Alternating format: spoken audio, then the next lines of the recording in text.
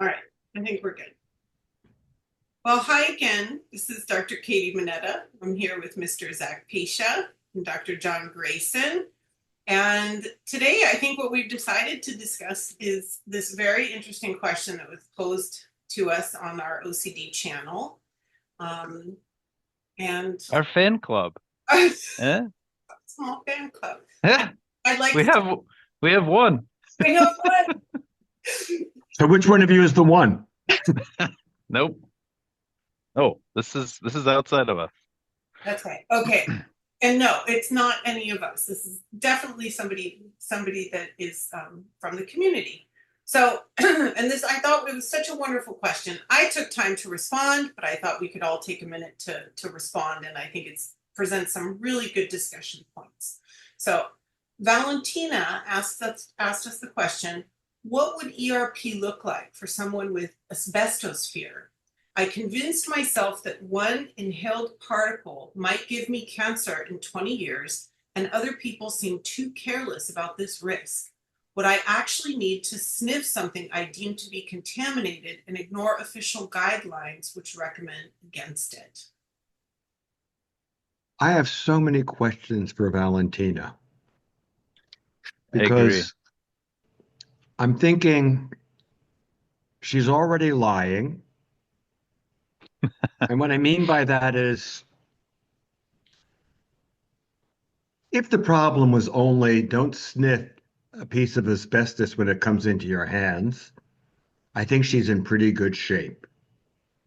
I'm suspecting she avoids a lot of things and is concerned about a lot of places having asbestos and does a lot of Googling and is afraid of any building that's old and a whole list of things. And, Let's you know, not so, say lying, John. say again, Let's not say lying. We want to encourage No, folks to pose questions. she's I lying think to herself. She is trying to yeah. find a reason to not do treatment. And she's not asking the pertinent question. I think that, and we mentioned this before, that initial question, before we even talk about what we're going to do for treatment, treatment's going to feel risky. I don't care what kind of OCD you have, it's going to feel risky because, if it didn't feel risky, the person would be doing whatever X was. I never try to figure out, like, oh, this is unlikely, so we're not going to count it. Like, oh, that's perfectly safe, so you can do it. Um, because that would wreck treatment. I think everything is a risk. And the question is how much risk? I mean, there are some exposures I don't have people do. I don't have people go through the city streets to find needles that might, are used laying on the street and stab themselves. I don't do that one. I had a therapist who had somebody who was afraid of fire, and she was in the fall having them throw lit matches under cars where there were leaves. And we said, "You don't do that one anymore." We thought that was too much. So just say, not many, but I have some limits. Now, there are a whole bunch of other things I do that potentially are risky. And the question is like, well, how risky? I don't know. I know Hmm. that in doing treatment for, this is because I'm so old, 45 years. Oh my God, I've been doing treatment longer than Zach's alive. Um, Ah, love it. You just but wanted to get my age out there. Thanks, John. you're welcome. But me and all the other crazy OC therapists, we don't have this high level of death and illness following us. That doesn't mean what we're doing is safe. It just means everything is odds and the odds are that. So, first of all, there's an entire list of things with this person whom I'd want to know. What are you avoiding? And I certainly don't want them internet checking. And, again, I don't know if they're hand washing. I don't know if they're wearing a lot of masks. I don't know what they're doing, but they are doing a lot of stuff more than just avoiding direct sniffing of asbestos. and I let's actually, for a moment, I just want us to just sort of flash back to the last video that we did where we talked about compulsions, aka Zach always says rituals, right? And so Hmm. what John is here referring to is all of the things that this person likely does, that Valentina likely does in a ritualized way. investigating the buildings that she's in, possibly. We don't know exactly, but these are all the questions that we would ask. I'm curious, do you guys consider, because I always consider avoidance to be part of a ritualized behavior or compulsive behavior. For sure. Yeah. The technical term, if we have to go jargony, is if they're just avoiding, it's kind of passive avoidance. That is, they're not doing an actual ritual. I think it's kind of I think the term carries this, it's so much more negative than it sounds. Because passive avoidance is basically, how do I give up my life and stop living? Because all those things I'm avoiding are making my world really small and narrow. And, and we've seen people who are housebound, and that's the ultimate, end point of avoidance. Mhm. But yes, I Yeah. think it's absolutely a ritual, And of kinds. I would say sometimes people forget it. So when avoidance has happened for so long, it's kind of like, oh yeah, I forgot I had not been doing that for so long. So depending how long somebody's been suffering, they may forget about certain parts of their life that more or less, I guess what John said, they've given up on, which really sucks. True. Yeah. And Yeah. I've treated, I think, several patients at this point who had a similar fear of asbestos, lead and paint, things like that. And so, fears of putting furniture too close to walls or too close to ceilings, or going and quizzing new landlords about the nature of the building and whether or not there's asbestos. There's actually test kits. I learned about this that you can buy on the internet that Oh yeah. test various And I'm substances. sure they're 100% foolproof and you get, a guarantee That's when you right. use it too. But all of those things can end up being compulsions. And so I think some of our early questions for Valentina would be about what is she doing to try to manage her fear of Yeah. asbestos. And also to reassure her, a little bit of reassurance is good. We're not actually going to be going and finding asbestos and inhaling asbestos together, because that's not what we would do. Now, Oh, that being said, I'm not going to probably avoid any buildings, not going to avoid any buildings. It and might have asbestos in it. I'd yeah, be, in one of my practices, we had a horrible looking basement.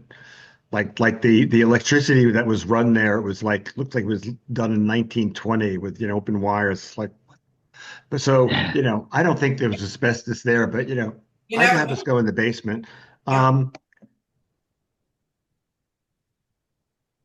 and actually, it would be asbestos dust that would be the problem. If I could have a chunk of asbestos, I'm probably not breathing that much in from touching, and I wouldn't mind touching asbestos. Now, mind you, I can't get a hold of it. Yeah. I don't know where to get a hold of it, but so and at this point in time, it's a low probability, but the focus on, will I have to do that? Again, I've said only every moment that everything in life is a probability. And so what are the odds that she's going to get cancer from an asbestos exposure at the level that she's avoiding? Because there are all these other people who are not avoiding. So if it was significant, we'd probably figure it out in 20 years. But actually, at this point, we're in the wrong age to discover 20 years from now that asbestos exposure is causing cancer. Wherever she's avoiding, there are enough people going that it's not likely. However, there are a lot of things that might give me cancer in 20 years. And she she's doing one of two things that are not useful. One, she's living pretty normal outside of the asbestos exposure, which means that she is at risk for getting cancer from a zillion other things. Like if she's living in an urban area, I'm sorry, you're constantly breathing carbon monoxide and a zillion other contaminants. So unless she's living in the middle of Montana with beautiful fresh air and stuff, she's walking around in polluted air. So the question is, well, how many other things, pollutants, is she walking around that have a cancer causing ability? at the same rate as, given the availability of asbestos in the environment versus the definite availability of all the other pollutants she's around, um, what are the odds? So really, she needs to do one of two things. One, it's like, this is not significant compared to other things I'm exposed to. So I need to learn to get over this fear because I don't want to do the other possibility. Because one is, all right, I'm going to live with it. The other possibility is, well, you need to do a lot more rituals across the board. Yeah. Be a lot You more need you careful. need you need to basically, first of all, you don't live in a city. I mean, that's just crazy. Yeah. You don't live in, sorry for people in the East Coast, but you don't live in New Jersey. Um, Well, don't live here in Iowa. Pesticides. Are you kidding me? All over the cornfield. A nightmare, So she's not really going to be safe. There's not too many places she's going to be safe, unfortunately. right? But Montana. hold on. Let me just once again, let's take us back. Let's illuminate Okay. the perspective here. Part of what we're Yep. talking about is the fact that treatment for OCD involves exposure to uncertainty, right? That's what we're talking Not about. asbestos. Not asbestos, it's uncertainty. Yes, well, it's possible asbestos. Possible. Possible Right. asbestos, but uncertainty nonetheless. Could Yeah, inhaling this yeah. So what I can thing what I that's too can close to this piece of what I furniture? can guarantee her is we're not going to find a chunk of asbestos, powder it, and throw it up in the air and breathe it. I Yes. am not doing that Or snort it. exposure. Oh, Or good. snort it. Yes, we're not going to snort Yeah. a line of asbestos. No, No. That we're not doing. that's No. not. But we can find an attic to go in and walk around. Sure. Yep. Um, Houses, unrenovated buildings. Yes. I could find one. Yeah, because Sure. those would allow for the exposure to uncertainty, right? Am I breathing Right. asbestos? I don't know. Is this asbestos going to cause me cancer? There's a small chance, right? There's a small chance. And a good OCD therapist Right. is never going to try to convince you that your feared outcome will not happen. The odds of Doesn't exist. getting cancer from a single exposure of asbestos are pretty low. I Like the like those kind we would do. Plutonium, a whole nother story. odds. But asbestos, so the answer is kind of depending what you're calling breathing in asbestos, yeah, maybe. But how far are you willing to go? Because there are a lot of other contaminants that we know have some carcinogenic value. And again, do you only eat organic, non-treated foods that are like perfectly pure? You never eat in restaurants because God knows what they put in their thing. And there are some organic substances that are, organic, but they're also potentially dangerous. So, I need to do that. What kind of clothing do you wear? Because you want to wear fibers that don't have any carcinogenic value. And when you build a house, okay, Mhm. when you lay down a carpet, your carpet is glued to the floor, and there are different kinds of carpets with different kind of vapors that are coming up that also may be, harmful. Say nothing of you've got no idea of the underlying materials in the house outside of asbestos, because there's all kinds of other insulation that they use, and that might be problematic. Did How you was the know, roof John, done? there's a flooring that advertises itself as a flooring that produces, I think, very few carcinogenic vapors or something along these Yeah, lines. yeah. I And how heard do they about glue this it from a down? neighbor who had it installed. Yeah, sure. And but what about, and again, maybe the rest of the house, but mind you, this means I can't buy an old house, period. Mhm. I have to have a house built and I have to be rich enough to build it to spec. Yeah. Because I buy a regular new house, there's a lot of stuff in it that is Yeah. potentially carcinogenic, at And some even low the level. wood, even wood, right? I mean, wood can How is the be wood? treated with, What kind of pressure treated wood? yeah. So across the board, there's a ton of carcinogens. And as I said, depending, am I living in any semi-urban area where the air is not good? So I either have to live much more crazily, And of course, the other thing that Valentina needs to stop doing, she has to stop driving. Oh, yes. Oh, for sure. Because the odds of dying in a car crash way exceed the odds of dying from cancer from asbestos in her life. Yeah. So Hmm. driving is crazy, and it doesn't matter what kind of driver she is. Some idiot could ram her car. That's right. Yeah. And why would I risk that? And Jon, And what Jon is pointing out here, just to let all the viewing audience know, is the Hmm. arbitrary nature of OCD. That what OCD tends to attach itself to isn't even necessarily in the top 10 of most harmful things that we do in a day, but OCD nonetheless will make us feel as though it's a very dangerous activity. And one of the things I want to focus on that Valentina said in the last part of her question was, what I actually need to sniff something I deem to be contaminated. Now that's a and different I question. deemed right. Her decision was Yeah. contaminated. Yeah, I knew that one was there. Yeah. And Yeah. so first she asked us if she's going to have to inhale asbestos. And our answer is no, we're not going to go find asbestos and Probably not. inhale No. asbestos together. I don't know However, about the attic, but when. Yeah. eventually part of exposure treatment would be for her to sniff something, be around something that she deems to be contaminated. Yeah, we're going to foolishly use the standard that most people use, that nobody else is scared of this. And when she talks about reading, like that they say don't do this. Lots of things say that because they have to cover themselves. Hmm. Lysol is poisonous. There's warnings on Lysol, even though people spray it like, happily. Mm. Um, but again, everything is odds. And there's the odds of, do you want the rest of your life to be like this? Yeah.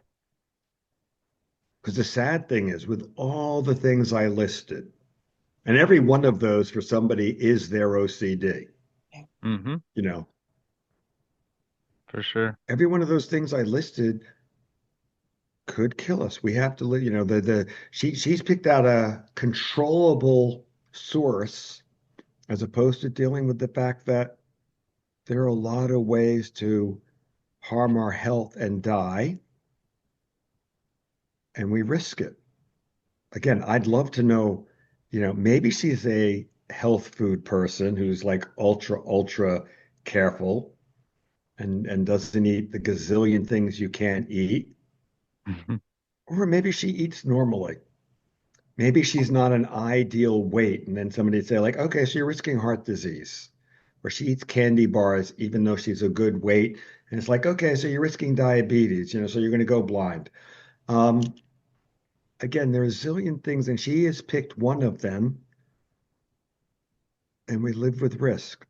And it'd be nice to not, but again, if I'm thinking about my life and what I'm going to risk and not risk, am I going to choose to avoid a low probability risk or a higher probability risk? Now, as soon as I say that, I think the answer is, well, avoid the high probability risk. Okay, no more driving. Yeah. That's it. The only thing about driving, as far as I know, that driving probably won't cause cancer. Please. I said probably. I didn't say definitely. I just said I don't know if I've ever heard you say something definitively I didn't. ever. I said probably. Yeah, I try not But I to. just want to, I know you do. I came close. I know. You know, much like, On the freeways in LA, right? With all of I mean, literally, but sometimes my here's the car thing. is But filled you, with but you smoke, don't have, but you billowing, don't have to be on the freeway to have access to all that all pollution. that good stuff. So, Yeah. so the driving, it's independent. Yeah, that's true. That's Yeah. true. But we don't. Apparently, the smog used to be worse. I understand that it Yeah. used to be gray over LA and Pasadena all the time, and the sky's like clear. I can see the mountains all the time. Well, So here's the funny thing about it, Oh. John, is that when I'm actually driving from Orange County to Los Angeles, I can actually see the thick layer of smog hanging over you there. So, and I they wonder, keep But it it's away. They better. keep it. They keep it away from me. oh, that's probably true. They're not sure what you're going to do, loose cannon, Yeah, etc. yeah, Yeah. yeah. So I hope that, I said the thing that she needs to think about is what is your life like? Something is going to kill you, Mhm. and it might be 20 years. And the truth is, if you get cancer in 20 years, the odds are we're not going to know why. You could obsess for years saying, did I do this to myself? And the answer will be definitely maybe or maybe not. Right. We're not going to know Jon, unless it's I think plutonium. that's true. I think you touched on one of the things that I have seen as being part of the feared consequence with any of these contamination fears that we've treated, which is I'm going to, for convenience sake, right, not go through all the steps I think will keep me safe just because it's more convenient or because I'm doing my OCD treatment. And then one day I'm going to look back and say, if I had just If been only. careful, if only I had been more careful. And that people are also afraid of living with that feeling, that knowledge, that sensation. Not that we could ever know it, but what if we did? Like I some have dogs, very strong feelings about that yes, I imagined you did. because I think I think having regrets like that, there's a way in which they are always a lie. Because Hmm. in the regret world, I am comparing my current life to this other decision where everything would have worked out, which is a possibility. The life But not lived, but we don't know for real. Like I always imagine this uh for convenience. Imagine a woman coming to me for treatment who's just come out of a 5-year abusive relationship where, every couple of weeks she would get beaten up severely. And, we'd be in therapy and she might say to me, John, first month or so in this, I think I kind of saw this coming and I wish I had left. And I say, no, you don't, which would kind of make her pause. I said, well, here's the thing. 5 years ago, you were somebody who was willing to get in a relationship like that. What makes you think you would not have chosen somebody worse? So, getting out of that relationship could have been way better, right? but it also may have been way worse. Sometimes I've seen somebody who, had years of bad treatment and everything. I said, God, I wish I found this earlier. And I said, I mean, that might have been nice, but it might have also been that if you found it earlier, you weren't desperate enough and wouldn't have listened. Right. So if I made a different decision back then, things would be different. Better? You don't know. Definitely, maybe. Yeah. But, You can't. and the odds of me actually knowing, I'm setting up a double if, right? It's like, if I caused this by not doing this, I could have been safe. Well, okay, we don't know if you caused it, and we don't know if life would have been better because we don't know what else you might have ended up doing. Right. Um, so, But I think, I mean, because just, well, because go I'm ahead. so hard to shut Finish. up, because this woman, I hope Valentina is a woman since we keep referring to her that way. Oh, Valentina, if we're yeah. wrong, we apologize. Yes. But if Valentina makes sure to never come into contact with the things she fears, well, the three of us would predict a life of hell. And I don't know what the stress will do to her. I don't know what the depression will do to her.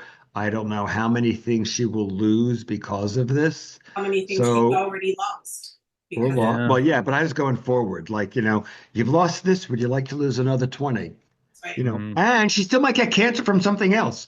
But so, yeah, maybe you wouldn't have gotten cancer. And maybe all the things you would get that would make life sweet would not be there either.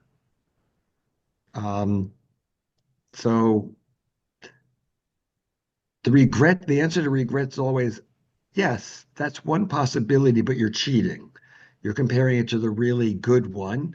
And if I compare my life to a fantasy, no matter how good my life is, I think I'm creative to come up with a better fantasy. If I say I need this, because that would be better. Well, I don't know when I would reach the point of not needing something. True. So I agree with everything you said, Jon. What I would add is that I feel like it at sometimes can be an important part of treatment for us to even engage in an exposure with that fear, right? That fear of this future self that is living with this regret. And how would I cope with it? How would I live my life despite the fact that I screwed up myself, screwed up my family because I inhaled asbestos? And that has to be an important part of exposure. So that was one thing. The second thing I wanted to make clear for Valentina and other people that might have this question, um, this idea that you'd actually have to sniff something, that somehow the therapist, there would be this compunction that we would be sort of enforcing some rule. It is always the client's choice to do exposure. We present options, we come up with ideas, but it is always the client's choice, and so they always have to be. It really doesn't work if people aren't doing it willingly. Can I comment on both the things you said? So I'll start on the second one. I mean, by the way, you were right on both of them. Just in case you were, having any trepidation, like, oh no, what, right. I always tell clients, I don't want you to do anything that I tell you to do unless you're convinced. I'd rather have you argue with me than be a good soldier. Now, I did promise I am a professional nag, but it's still, I don't want them to just follow, be a good soldier. The other thing you said that was so critical about the decision to, if the bad things happen, my goal is to try to cope with it no matter how bad. And the reason is simply we don't have a choice. It's not like, well, if I get cancer from asbestos and we can prove it, I'm just going to feel like crap for the rest of my short little life. Where if I get cancer from something else that I'm innocent for, cool. I'm happy to die in 6 months. The goal is always lung cancer the same. that I didn't cause. I'm good. Yep. That's right. Exactly. And the answer is always you're going to have to do something. And I always think the goal, not that you can do it, it's like to try to cope with whatever consequence in a positive way. Yeah. No matter how much I don't want cancer, it might happen. And I would rather hope to cope in a positive way than a negative way, to be miserable and to learn how to live with that and enjoy whatever time I have left. So what I'm doing, whether I'm causing death or illness or people to die, whatever it is, because the fact is, if X happens, then I have to cope with it.